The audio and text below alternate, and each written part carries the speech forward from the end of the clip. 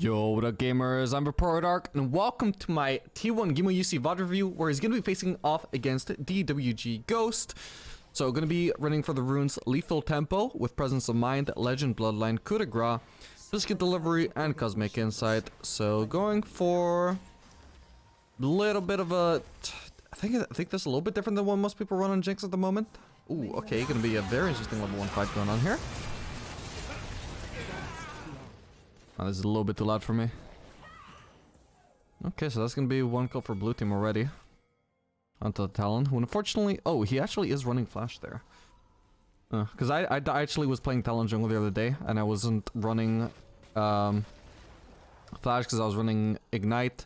And I just died in level 1 because there was nothing I could do to escape the unfortunate situation I was put in. But now what happened to him? I think he just died. Maybe because CC chain that wasn't really paying attention. I'm gonna lie. But anyway, yeah, so the focus is going to be onto the Jinx and the Aphelios. Let's just skip forwards here a little bit. So, matchup will be Jinx with the Karma into the Aphelios with the Nautilus. So we should expect probably a stronger early game from the Aphelios Nautilus, I believe. But it's hard to say. Both, I would say, probably Karma has a little bit more synergy with the Jinx than the Aphelios with the Nautilus. However, Nautilus, you know, is a very strong laning support. Once they both get some levels there, it should be really easy for them to just hit a hook onto either Karma or Jinx and just really burst that person down.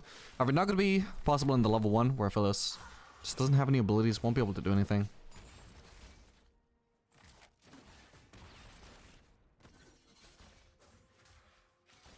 But, so yeah, currently in the level 1, definitely Karma's time to shine, always. Just has one of the strongest level 1s of any support, alongside Bard.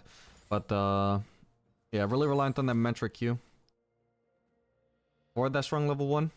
Not going to be getting level 1 stuns like Bard, but still more than enough to take down, or, well, at least get a lane prio against the Nautilus lane. And the Aphelios just doesn't have an ability at level 1. They're able to use that to get the slow push going, and this is basically a position where they could cheat a recall. I'm interested to see. No, okay, so that's perfect. They're not going to cheat a recall, and I really like this. I don't like usually cheat a recalling on bot lane, because as you can see, they've got a lot of room to just hit the turret here. The enemy bot lane, even though they could like fish for a hook, when the red team has so many minions here, that is so risky because they're not going to get turret aggro unless they actually hit them.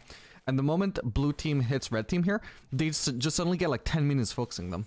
And, you know, as the ADC, and especially with a range support, you get a lot of room to actually hit that turret and, you know, just almost entirely take the plating down there.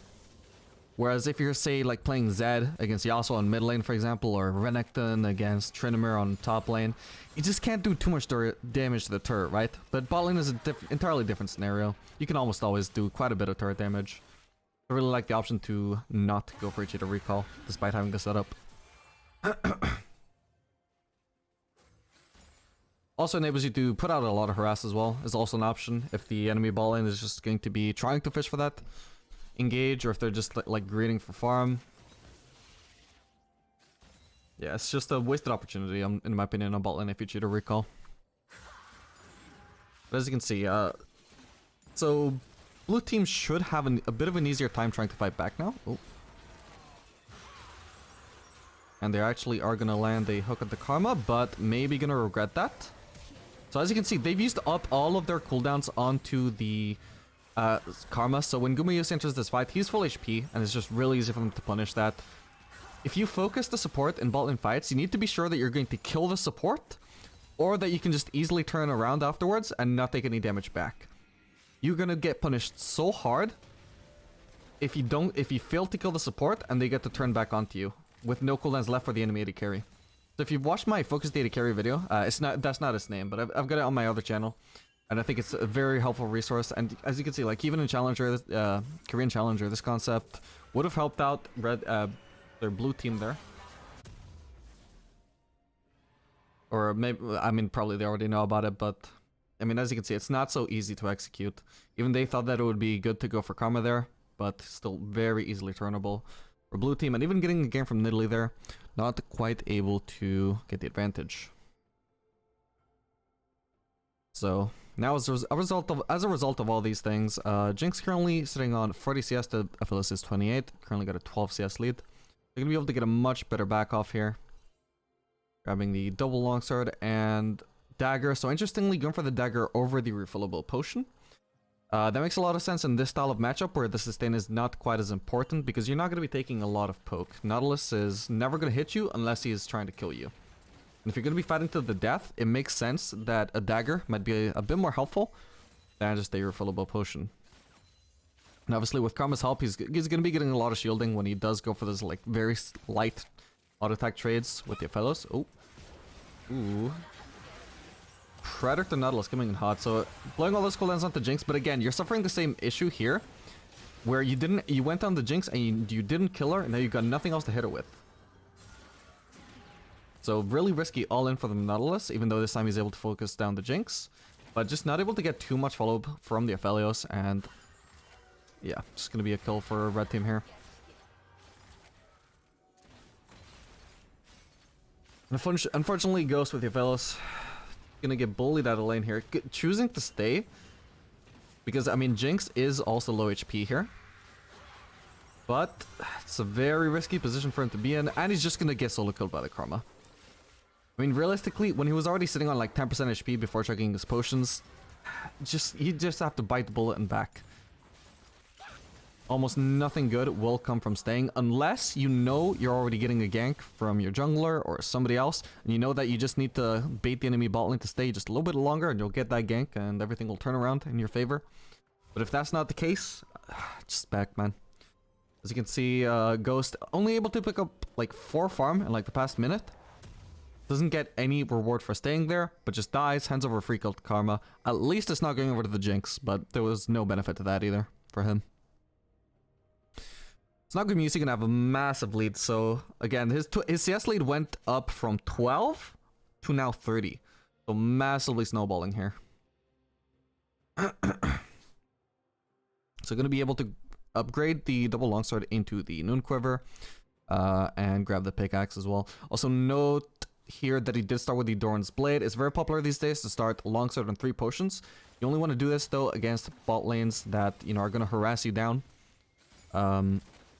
And just rely on like poking you out of lane. So the Nautilus, like I said, not going to be able to put out much damage to you unless he's trying to straight up kill you. So the flat HP from the Doran's Blade going to be very useful in that kind of matchup. And the, long-term sustain of 3 potions, not so much. Ooh, Jinx actually got an assist with her ultimate there. That's very nice.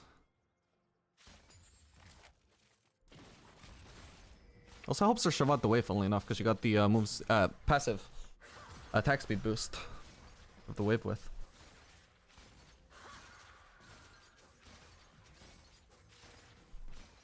Yeah, choosing to start with the Doran's Blade for that reason, since they're not going to be harassed down too much, and the HP will be very useful in fights. And also it's going to be a much better scaling option as well. So when you start longsword 3 potions, you have usually, in almost all circumstances, you have the advantage in the first few levels than if you'd started Doran's Blade. But you're also going to scale worse because you're going to be lacking that Doran's Blade throughout the entire rest of the game. So when you're against a melee bot, this is the perfect excuse to start Doran's Blade. No reason not to. Okay, so running as far as he can with his passive. Ooh. He's taken down by the Lucian though. Unfortunately, a lot of burst there. Lucian 2 levels up, has his ult, has his ignite, has the flash to flash past the Karma, get the damage onto the Jinx, and both of them will be falling there.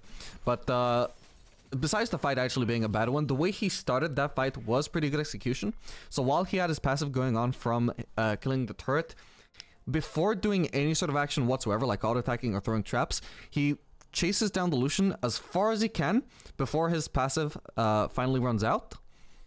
And then that's when he finally throws his traps. And it's very important because he gets as much distance towards the Lucian as possible with the passive before he does anything else that might actually interrupt his movement. So if he doesn't do that, he's just not going to be able to chase down the Lucian. If he'd auto-attacked at any point, he would not be able to throw the traps behind Lucian.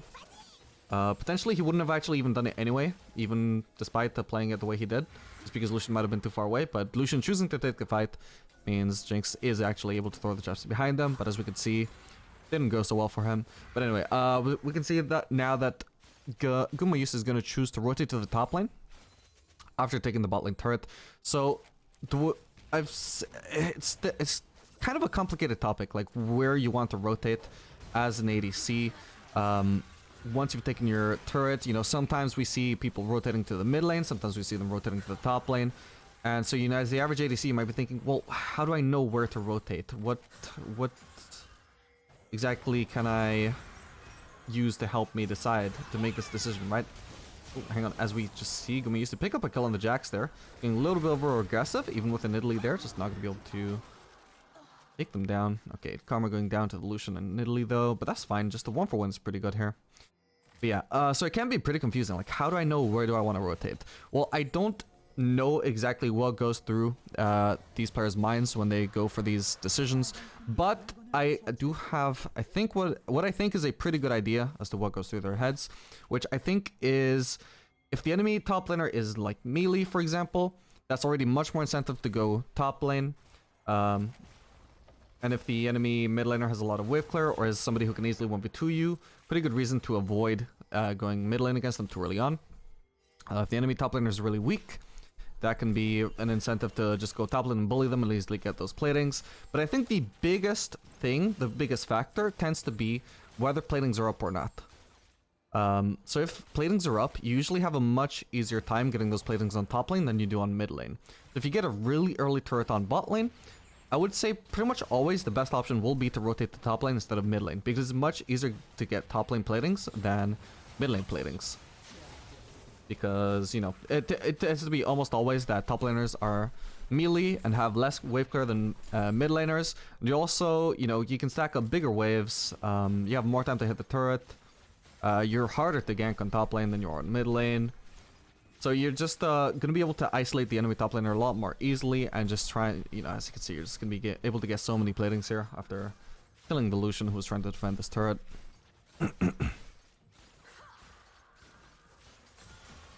Whereas, whether you want to go mid lane or not, well, if platings are down, there's a lot less value in trying to go top lane and trying to get that turret, because top lane turrets are just not really that important, are they? I would much rather have a mid lane turret down than a top lane turret. And, yeah, if the platings are down, then there's very little benefit to just going, trying to take a top lane turret over a mid lane one.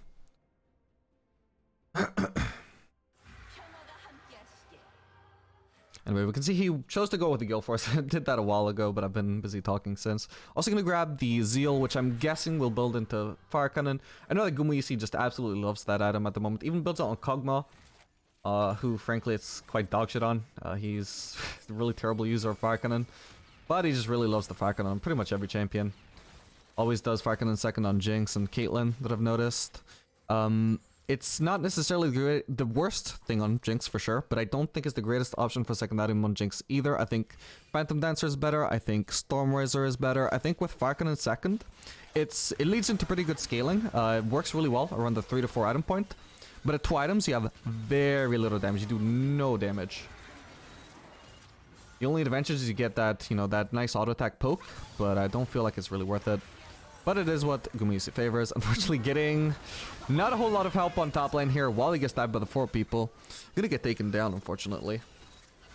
And as we can see, it's 14 minutes. These platings have gone down, and the enemy team is the one that's gonna be getting that top lane turret before they do.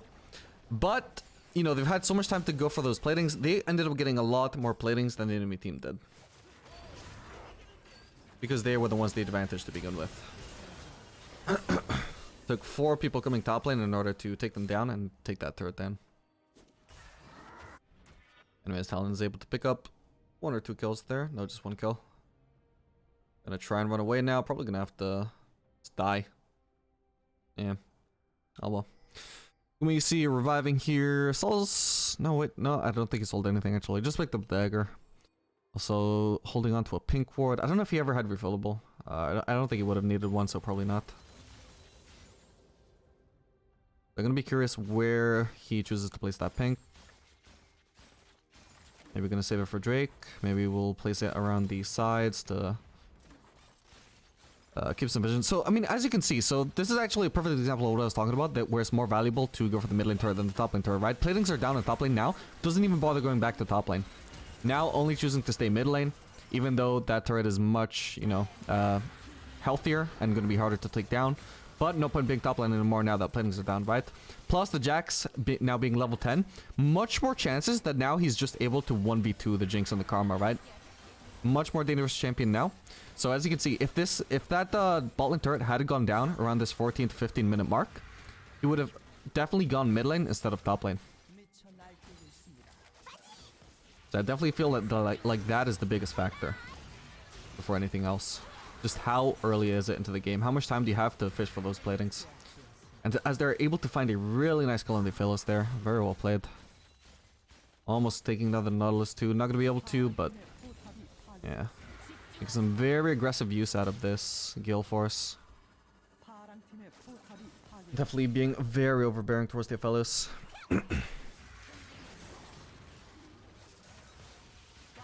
So able to take that mid lane turret, and now gonna take the Drake. Just gonna immediately start backing. He knows he has plenty of time to get a back off here and return to mid lane before he ever starts losing any mid lane CS to the turret. So presumably one of the enemy laners should show up around mid lane right about nowish and start shoving that in. Yeah, there we go. Here comes the Aphelios. We'll shove that in, and obviously Crash will come nowhere near in time to make Gumayusi miss any significant amount of CS. And that is why he is able to just back at the Drake there before shoving in a mid-wave first. In fact, Gumayusi choosing not to actually crash this into the turret because he knows the crash wouldn't come in time. So he decides that instead, it would be better to just slow push instead of hard crash, and that makes Gumayusi miss a bit more farm. So smart observation by him.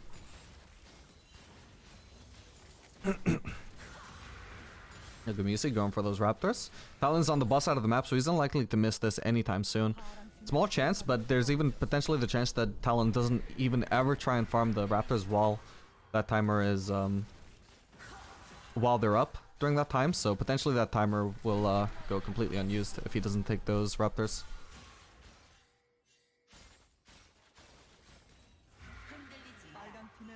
So Gumayusi still holding on to a pink ward. Now potentially thinking about rotating to top lane, but no, gonna go back at the base. Probably grab a pickaxe, I imagine, unless he can grab the F sword. Would be unlikely he ever backs just for a crit cloak. Decent item if you happen to back on it, but not something you want to go to base just for that. Whereas pickaxe, yeah. I mean, a lot of people would not back there for that pickaxe, but I think pickaxe is definitely like really definitely has enough of an impact that it's worth backing for if there's just nothing else going on the map. Even if you have full mana, even if you have full HP. If you're not pressuring, if the enemies aren't pressuring you, you don't need to defend, then it's fine.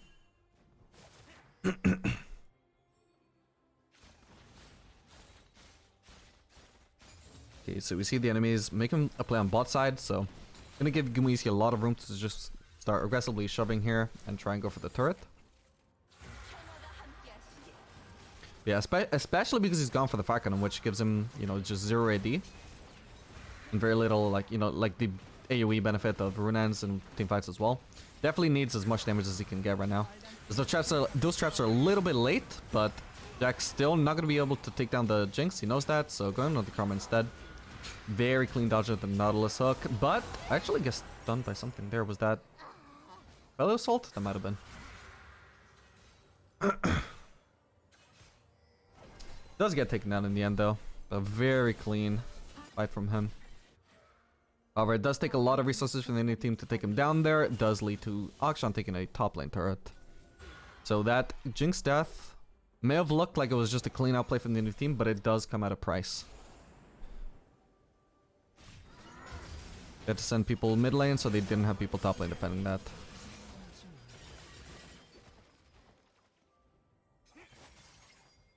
Oh, Jack's tipping in here. Gonna force a fight. Gumayusi revives, not able to grab any items.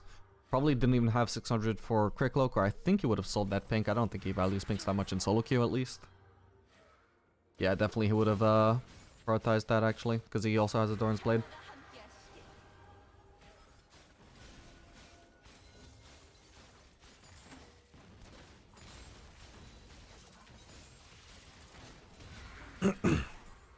He's not going to be able to grab the red buff. So it's kind of a tricky time to go for that because as you can see, part of his team is trying to make a play on bot side. So if the enemy team responds with any kind of numbers to respond to that play, you kind of want the Jinx to be on the mid lane to respond and take a turret. But chooses to go for the red buff instead. Fortunately, okay, so we already see a lot of people on the bot side. Jinx could have already been shoving this even faster if he'd not gone for the red, but... Okay, actually choosing to try and help out instead of going for the mid lane turret, interestingly. Maybe he thinks that overextending on mid lane would not be safe here. Or maybe thought he could make it to the fight in time, but not going to be able to do a whole lot there. Trying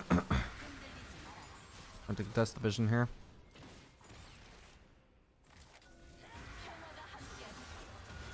I do believe he just placed his own pink in that brush, so that's where he chose to do that. Just holding on to it, just really didn't have a plan for it in mind when he bought it, I guess. Just waited to see when he might have a chance to actually use it, like put it in a place where he actually thought it was useful. So one issue that I have with pink wards in solo queue. Oh, Karma gets taken down there. Okay, just gonna be a fight here. Placing the traps right on top of the Nidalee stopwatch, so Nidalee just gets instantly taken down there. Very unfortunate for her. But yeah, one issue that I have with using pink wards in solo queue is I'm just way too happy to use them, right? I just place them in the first place I can think of, and division is just not really that useful. Ooh, we're able to find some kills with this team there. But yeah, I just don't... I should be way more patient with my pink wards, right? And I think that's what I have just observed that I really should focus on more, seeing how Gumayusi just held onto that pink for like 2 minutes, or actually probably even longer. Just wait until you have the right time to actually need to use it.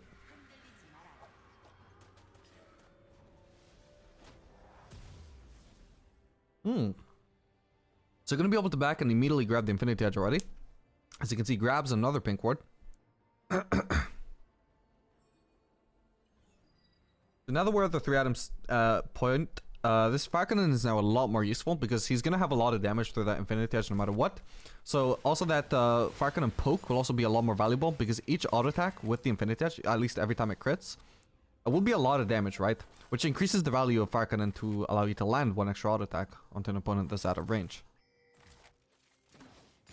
And it's this reason why I actually don't like Firecannon as a second item, because it works better the more damage you do. So if you're not dealing much damage yet, I just don't really think it's that useful. That's why I prefer it as third or fourth. But definitely the one advantage of this build order is that it allows you to have the Firecannon and Infinity Edge 3 item power spike at the 3 item point. Ooh, gonna be going aggressed on here by the Nautilus. Getting dived on really hard by the Talon, but able to take down the Lucian. Really nice turn, just able to run away for long enough thanks to the Zeke's, or sorry, the Shirelles from Karma.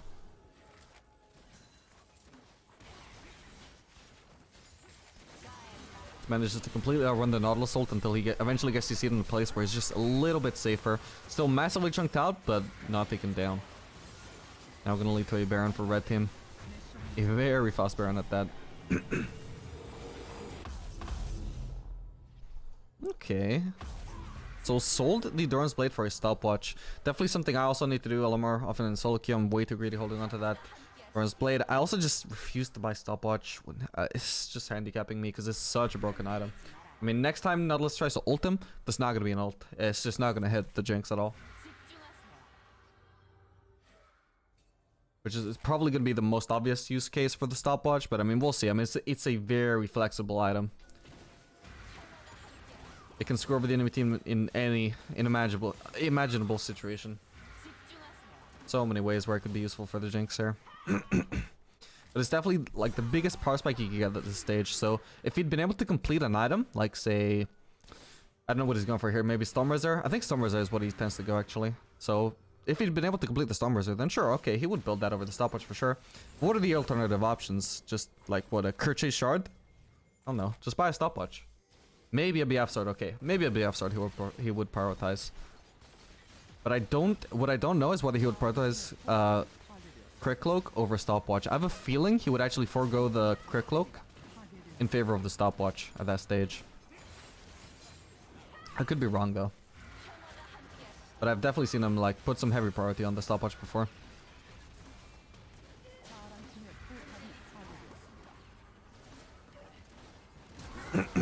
Ooh, okay. Aggressive Nautilus flash ult. As you can see, gonna be able to stopwatch that, but unfortunately, because it was such an aggressive flash ult from the Nautilus, just leaves him in a really bad spot when he has to stopwatch. So just gets immediately taken down anyway. Fortunately though, doesn't lose too much for that. I mean, he could just sell the stopwatch now as he will. Gonna be able to grab the BF sword, so actually, just doesn't really lose too much for that, because even if he hadn't bought the stopwatch at all, he'd still be at this exact same point in his build.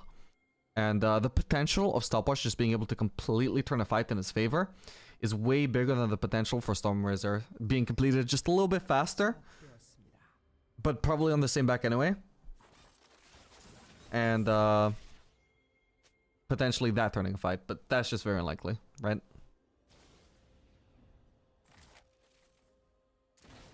Yes, make sure to like and subscribe, guys. Doesn't just help me, but also helps you a lot if you enjoy this kind of content and you want to see more of it. You know, I'm doing content on any kind of ADCs, professional ADC players, any kind of a champion. Just anything that I feel will be helpful towards you guys.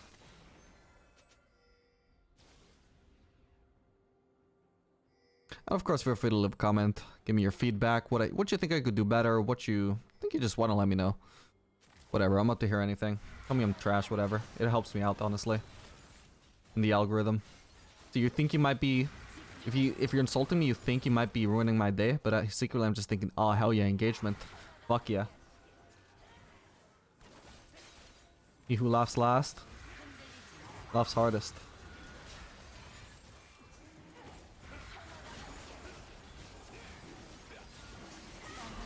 Hey, gonna be a nice secret from the Talon there. That was actually super close. So just gonna be using that Drake move speed to just run at the Aphelios, take him down, start to clean up the fight. Still has the Galeforce defensively here against the Jax. Gonna actually use it at an aggressive angle, just to get the execute onto Jax there instead of guiding backwards. Just wanted to be sure that he was still in range to kill the Jax afterwards, while also just putting a little bit of distance between him and Jax if Jax should be jumping onto him. So we see Akshan just swinging around there.